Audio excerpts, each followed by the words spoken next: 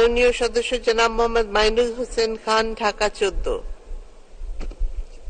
ধন্যবাদ মাননীয় 2 speaker. Minute. আমার নির্বাচনী আসন 187 ঢাকা 14। এই আসনের একটি বিচ্ছিন্ন এলাকায় যার চারিদিকে নদী, সে কাউন্দিয়া ইউনিয়ন। সেখানে সরকারি প্রাথমিক বিদ্যালয়, তিনটি প্রাথমিক বিদ্যালয় আছেন এবং একটি বেসরকারি উচ্চ বিদ্যালয় আছেন। সেখানে সমাজে পিছিয়ে পড়া মানুষ বসবাস করে থাকেন। আমাদের ওই এলাকার সমাজে পিছিয়ে পড়া মানুষের সন্তানরা যাতে সরকারি কোনো বিদ্যালয়ে পড়ার সুযোগ পায়, সেজন্য কাউন্দিয়া ইউনিয়নে আমরা মনে করি যে একটি সরকারি স্কুল কিংবা কলেজ অত্যন্ত জরুরি। আর এই পিছিয়ে পড়া মানুষের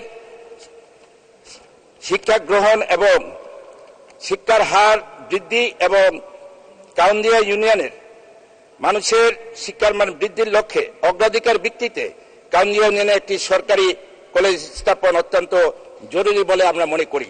আমরা এই বিষয়ে কার্যপ্রণালী বিধি 71 অনুসারে জনগুরুত্বপূর্ণ বিষয় মনে করে আমি শিক্ষামন্ত্রীর মনোযোগ আকর্ষণ করছি।